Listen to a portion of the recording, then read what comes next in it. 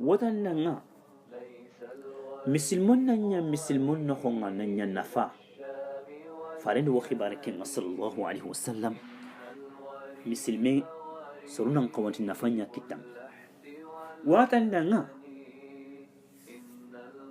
nabillahi yusuf alaihi salam agni koso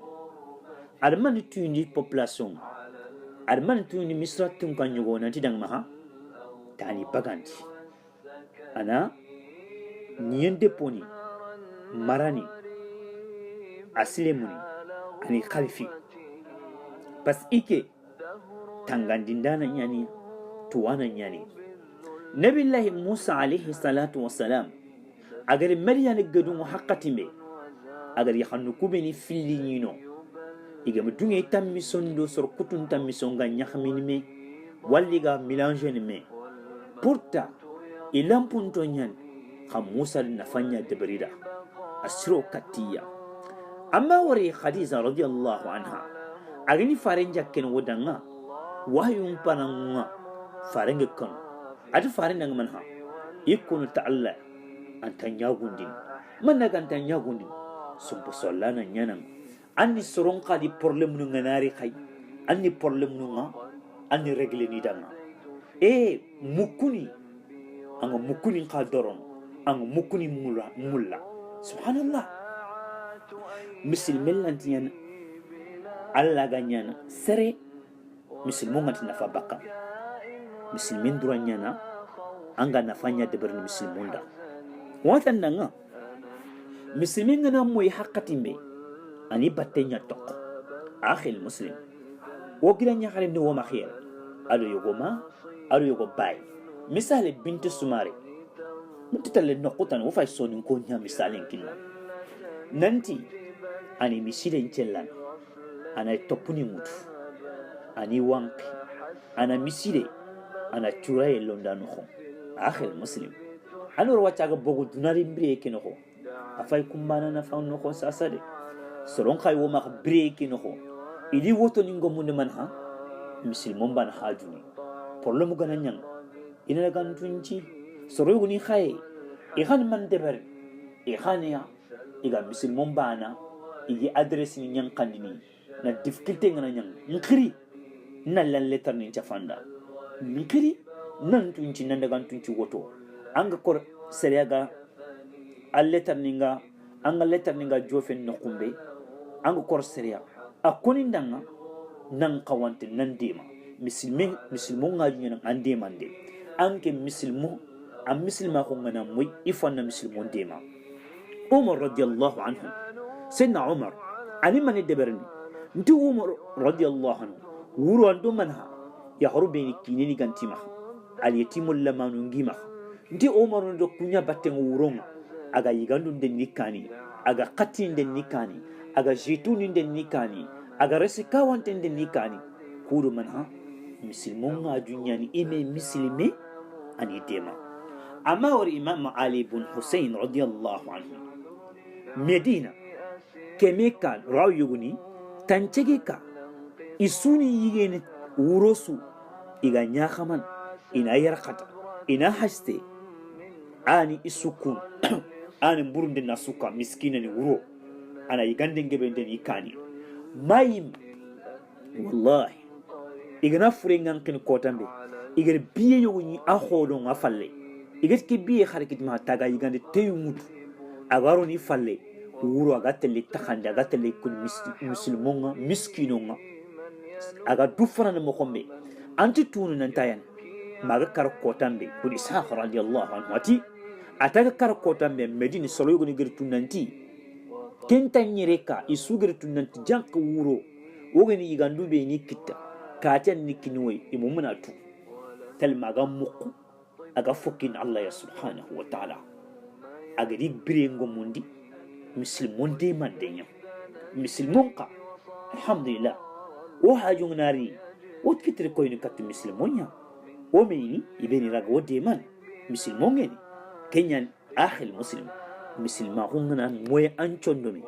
Allah tu muslimon lungunu de man de ganari muslimon danga magana nya sembe gantanga de selangana ke kota sima nantu kota ye gorinia Allahu akbar. Keta ma Imam Sufyan rahimahullah agana nyaga nangori aganari nyaga atini bismillah serebe geri angi ngankene bakkin junubun nokho angi ngankene bakkin junubun nokho Imam Fudayl rahimahullah agana nyaga nangori agana nyaga nantani dema subhanallah anati serem paisa agin chulfanda mutindanga katilla khare anani mutuga dikini magandagaru mijanin kamma magandagaru kanchen difon kamma pasirbe garna nyaga anan tintonjini katalla ya subhanahu wa ta'ala ganan yango golni Allah ya dama subhanahu wa ta'ala angal gollun qalsindi Allah subhanahu wa ta'ala azza wa jalla akhil muslim كتم سورة العصر كأنه الله سبحانه وتعالى عز وجل الفيل نختي يكون ولا سورة كأنه أتحذر منك سو سو سو سو سو سو سو سو سو سو سو أسوسو بردين تيان كين نختي أن يورو نيكي خلا الفيل نختي كون عندنا قول لك كأنه فيني كون نختي كون فيني فيلي كون دني ماتيماني فيني بيلي تاني كون دان تاني ماتيماني أنو نور الله ترينك سبحانه وتعالى صوت العصر كينو الله قد كنا ننتي هذا رمي كيسو سوسون دانزين نخونيا أسو سوسون بردين نخونيا هذا مخان كتوني نختي بغنو أنا دوركم مخان كتوني نختي نخو أنتمي خا في اللفونوكو كنا نيما تيمان في لغرن توكوها كنا سروتان ينتي أنغ تيمي أنغ سروتان يتيمان دودو باتي أمامك سبحانه وتعالى الإيمان كنا ندنغ نوغو Allah gana nyamir kebe annan tongoni ta Allah bana lemmaho subhanallah na golle sire na debere gundondo bangi maktum begi na dike golle e ko dalle ke deberne mene o ko mana kitike hakad saladi e golle suru bangi ado gundo kebe wajibi kamma ado kebe gem wajibi kamma igirkinka iga soronka igi wosini danga تينا كلمة توحيد الله إني نعمري كيف يقال الله بتين نخو إني كبا كيف يقال الله كتين نخو سبحانه وتعالى آخر المسلم مسلمين دروانيانا مسلمون إيغا نفانيا كتام مسلمين مقوانتيان مسلمون منفا كتام ابن عمر ترنك رضي الله عنه أغا فوبي كنندان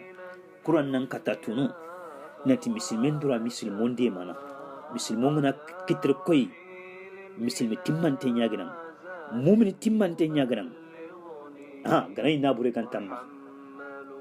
safon ko ngam max safo gantan max haqqil sire ngang ken ka gantan men jangu ngam max haran ken la ganti sorotan ni beni garagay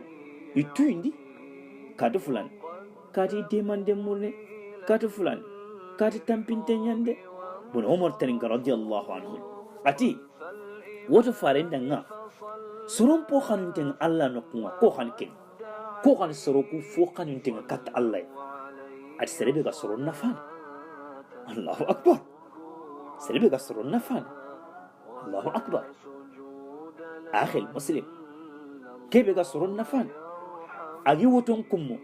amantini essence aga tala de bar Allah da subhanahu wa ta'ala ana mutu ana khatunj ana khadden ana kharit ana lampanqob ana ro miside nokhon subhanallah agassim min kellam pa be garo miside nanti khumbone igni siti igni rokkum men nokhota malaikan wala pakem kinni kum mekken ko Allah nyamirin da subhanahu wa ta'ala faring ali sallallahu alaihi wasallam igri trindi nanti ko ni soron posring kata Allah no ko kan soron po kan ti kata Allah asrebe soron aga soron nafa serebe ga soron nafa serebe ga hopitali taga kuro wotun donga na riga jare na no subhanallah الله أكبر وتي فاري بن عمر حديثات فاري وتي كان قولوا خلين الله نغكت قولوا بيني كان قنت كت الله أتي نا مسلمون تشون نا سوي لو مسلمين تشون لو منه أنا نخلين دي الله أكبر أنا خطوي بيجا كما أنا كم خطوي بيجا كما أنت بلا نيرا تامبوغا أنا تامون تغدا الله الله أكبر كم ما جابني مخو إيدو فوتان دي فوتان كم وماني كبني وغدي كساسا إيجا برين إمكار بسوغنا ورا ميغانا كرا حقاتي مي كن ناتي ورا غتو موري ديغامو نياكو o fagiri ko am nanti sifanyan nanti ora sede ni danga ibrantun no am fare mo gali salatu wassalam il fare kangol len kan ta Allah no ko gollu kusu atanna muslimin anna soyelo muslimon chondomo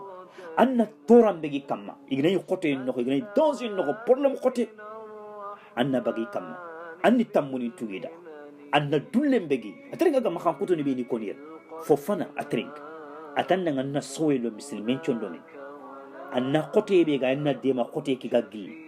tambo ga anna dema tambo ga tugen anna dullem begi Allahu akbar fare adum manne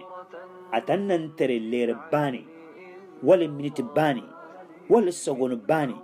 anga tel muslime ki haju anga tel dema haju ke deber at kenya linga Allah danga subhanahu wa ta'ala serenna qasmuma nya iki miside noho iki fare miside pota khangana farlan chal bani agemma fare miside agema misidu kutunga alkaba dangem pal wujune farenti anna ler bani nyanya misilmo ngaju anga misilmo ku dema I haju